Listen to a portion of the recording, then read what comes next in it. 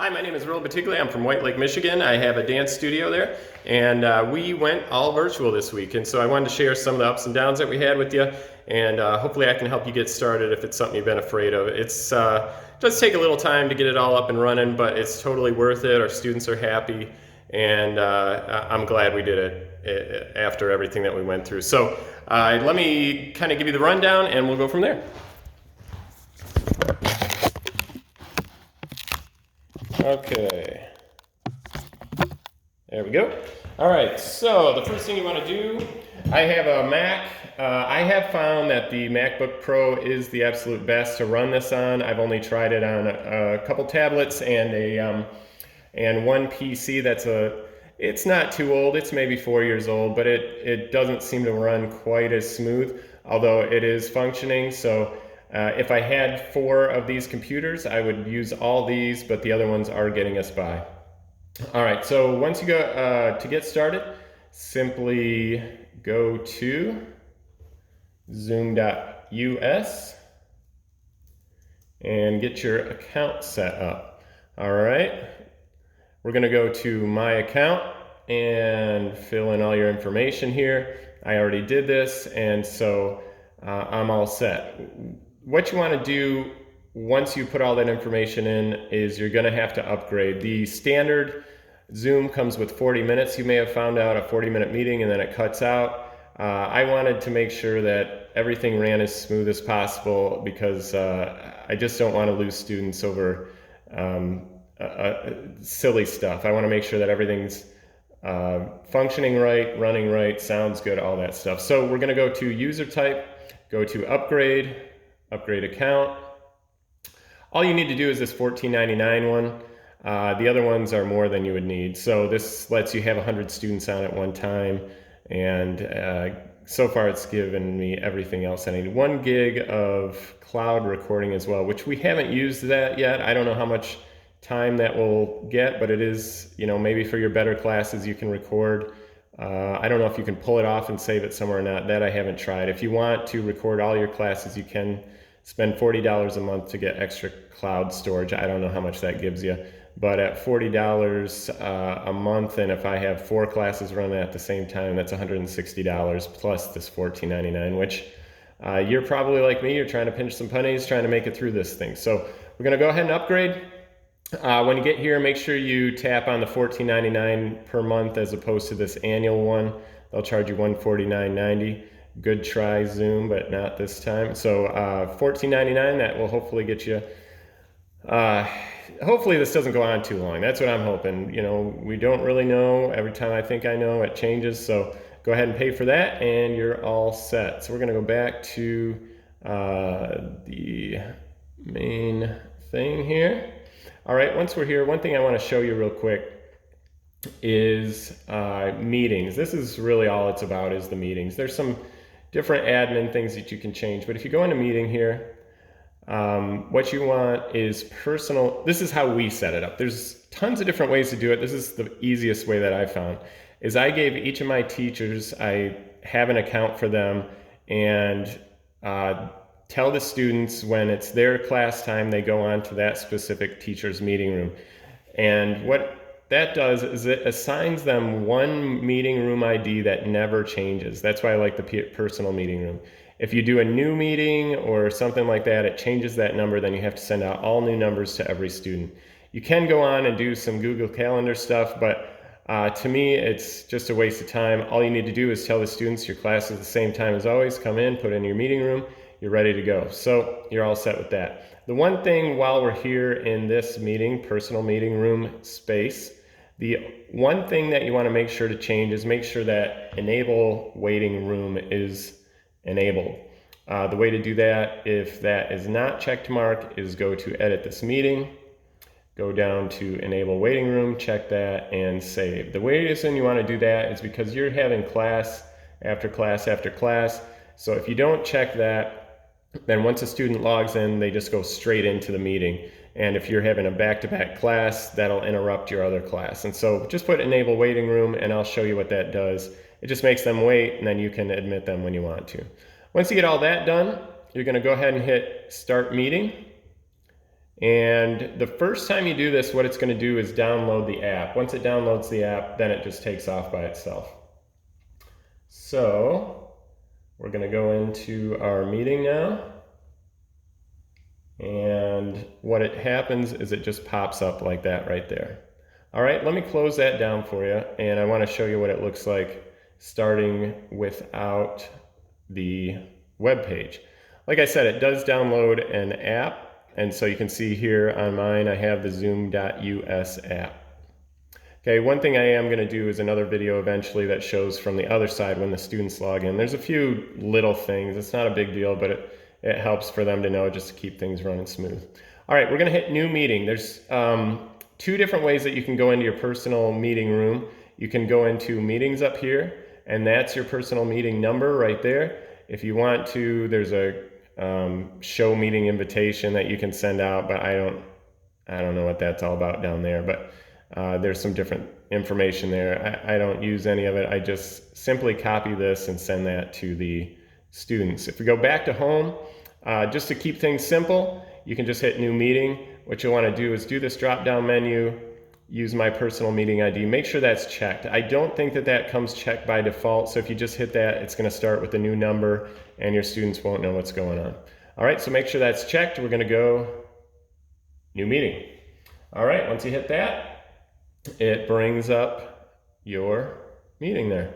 All right, first thing I always like to do once I get into a meeting is go down to share screen, click on that, go to advanced, go to computer sound only and double click that. You'll see up here it says you're sharing computer sound. Okay, what that means is that whatever you play on your computer is going to go directly to them. It's not going to go out this computer speakers and into a microphone. It just sounds better, and so we want to make sure that we're keeping our level of professionalism as best we can, especially when we're trying to do everything we can in this situation where we're blazing new trails here. We don't want it to seem chintzy or anything like that. So any level of professionalism is nice. The next thing is go to manage participants. So you can see I'm here. I'm going to mute myself right now. Just turn that off and mute all. Okay. The only reason I'm doing that, I have a couple students waiting that I'm going to have get on here so you can see what it looks like when other people are taking it. They're actually in the same room here, and if I don't mute it, then I'll get feedback. So let me go turn them on, and I'll show you what it looks like with them on as well. Again, there's a couple subtleties about them logging on for the first time. Usually the first class is kind of teaching people how to use the new system, setting up their phones so they can see where you can see the student's full body and all that, but we did find once they do it once, next time they get on, you're not wasting all that time. So there's a short learning curve for the students, but overall it's not bad. All right, so now you're seeing, you're seeing the people popping up now. They're trying to get into my meeting. So I am going to, let me change something here. I'm going to go ahead and admit them. You can make it easy on yourself. Where did my cursor go? Here we go.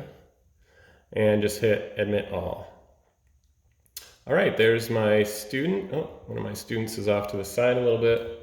So I would mention to them to go ahead and move over. One thing you're seeing is connecting to audio. The students need to, this was one of the problems I had, which is why I want to put a video about it. They couldn't hear me right now if I was talking. It would show a microphone right next to these cameras, like that microphone there. But without them connecting to the audio, they can't hear you. So they'll just be sitting there waiting for you, thinking you're not talking, but you are. So you have to have them hit the audio button. I'm going to do that real quick.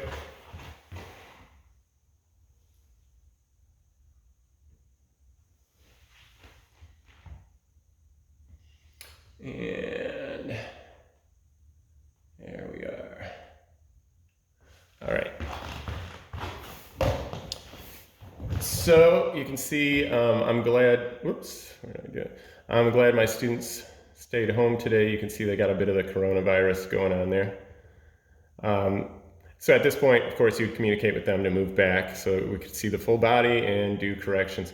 Here's what's cool about this. Once we have them, if there is a student that doesn't turn on their microphone, or you need to communicate with them somehow other than through sound, what you do is just go down here, hit chat. You can select who specifically you want to talk to. You can talk to everybody or just one specific person. If they didn't turn their sound on or whatever, you can just say, turn on sound, bottom left, and hit enter, and they'll get the idea. So that's one nice little thing that you can do there.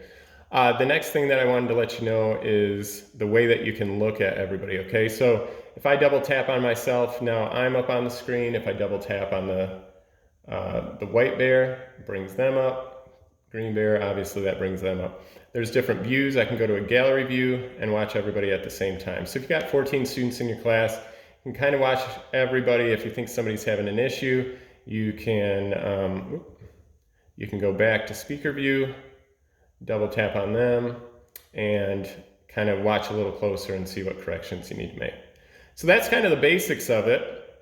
The only other thing that I wanted to show you as far as this goes on the settings, I'm going to close that down. It's just going to end the meeting. Everybody's going to leave. Let me make sure there's nothing else I wanted to pass along. It looks all right. So I'm going to end that meeting. I'm going to go to in here. There's some settings. If you can't play your sound through your computer, you haven't figured it out quite yet, one thing that you may want to go into here is audio. And this automatically adjusts the microphone volume. So if you are using, I'm going to show you or tell you about a wireless headset in a minute, but if you're using that and you put your phone up to that to try and play the music through it, if you have this on, it just goes kind of all crazy. So you can keep that off, and then it will continue to play it the same, as opposed to trying to adjust it and get the right thing. Okay. Last thing I want to tell you is different issues that I've had with setups. The setup that you're seeing right now, let me see if I can show you. I have my Apple computer, and then this is a monitor. This setup works out absolutely perfect so that I can do my Zoom over on this side. Let me get my meeting going again. I can run my Zoom meeting over here, and then over on my other computer, I'll just set up the music. And so I can run my music and sound on that one and then be watching the students on that one. Actually, it's not me, I'm not a teacher, that's what my teachers do. The next thing is there's wireless headsets. So these work out nice. You can have your earbuds or whatever in, and then this has a microphone on it so that it picks up everything. This one, so when I play the music on the MacBook Pro, and I put it on the share the music, like a share screen like I was showing you before, through the advanced computer sound. When I do that, I can hear everything through the microphone, and then I can communicate through this. So there's nothing going in or out of the computer. It's absolutely perfect. And so the students are hearing what I hear when they communicate. It comes through my headphones, all that stuff. I've tried PC, which is a little bit older computer. When I did that, it wouldn't play the sound right through the headphones. It would only play it through the computer. And then there was some different stuff. I had to turn the sound all the way down, and it was still kind of loud and talking over. I can't get it just right. I'm still trying to get some different things. I'm also ordering some other headsets to try and find the perfect one. We've also used tablets. A couple of the teachers have tablets, and we're running those, and those are kind of have a similar issue as the PC. What they're doing in some cases, holding the phone up to the wireless headset. The wireless headset is something that I would definitely recommend getting. We just ordered some from Amazon that I'm going to be trying out. I should be getting them in today, which instead of this type where this is going to move around when the teachers, so the sound may get a little crazy. We're getting one that the earpiece is there with the microphone coming around. So I'll let you know. I'll probably send an update once I get that. so I can let you know how that goes. Um, Other things is basically I just sent out a letter to the parents and said, look, we're blazing a new trail here. Just be patient with me. Everybody 100% understands. The kids are like excited to come to class, see all their friends. They say the funniest stuff because they can all see each other's rooms and all that stuff. So you do have to mute them every once in a while. If the class gets over a certain size and all the sound is coming in, it just gets all crazy. It doesn't sound like anything, so you do have to mute everybody. I think the way the teachers do it is as everybody's coming into the class, they let everybody on, talk a little bit, and then once class gets going, they mute them.